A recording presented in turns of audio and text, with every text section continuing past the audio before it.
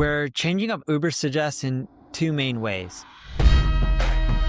The first one is if you're a business, technically you should be a business or have a website if you're using Ubersuggest.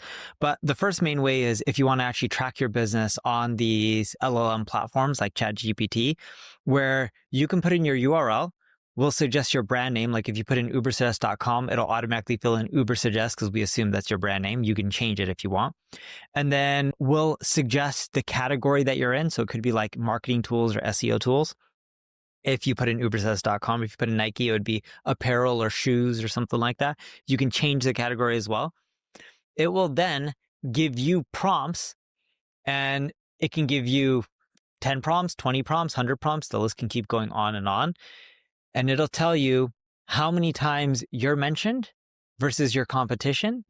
We're adding an intent on those keywords, sentiment. Are you positive or negative?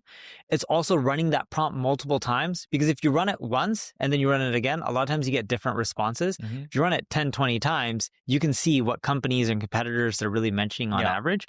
And then you can see how you're doing and stacking up versus your competitors, and what are some of the areas and prompts that they're getting notoriety in or mentions that you're not.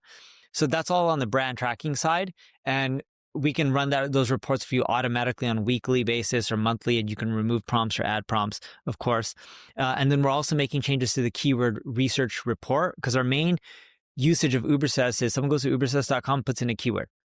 They get tons of data on SEO data, but we all know that Google, even though is the big, 1,000-pound gorilla or whatever the phrase is, we know that people are using AI versions of search like AI mode, ChatGPT. So what we're going to be changing to the AI overviews is adding in data for LLMs and then traditional search. And my team started sending me stuff, and I don't know what they're going to add in the first version, but some of the stuff is like, let's see, prompt intent, like what type of prompt is it, informational, transactional, etc. Trend data, if the prompt's growing over time or if it's decreasing, the difficulty to get mentioned in that prompt, like how difficult it will be, brand ranking description, brands that appear most frequently, total number of unique brands mentioned within those prompts, so you know how likely you are to get mentioned. There's visible triggers description. I don't know what that is. Output type breakdown description. That's like the format type. Could be like step-by-step guides or definitions or any of that. Let's see, related prompts, content gaps, of course, when it comes to prompts, and recommended descriptions, and even like data on how you can rank.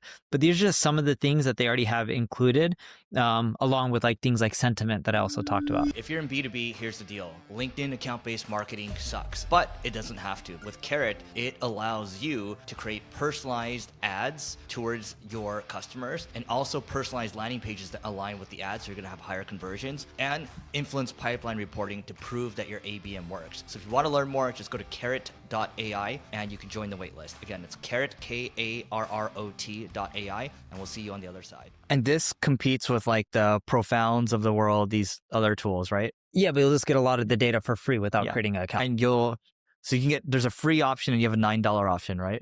What's going to be? No, it'll be free, non-logged in.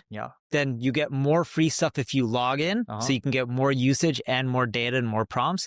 And then you can upgrade if you want even more data on top of that. This is great. See, the thing is, these other tools are charging hundreds of dollars. $4.99. Yeah. $4.99? For a lot of them are $499. Well, there's a $4.99 and there's a $3.99, I think, or $2.99 for the other one. But you're coming in lower, which I like. We have a mutual friend that does the same thing as well with his products. I know you're talking about. And it works well for him. All right, guys. So that is it for today. Please don't forget to rate, review, and subscribe, and we'll see you tomorrow.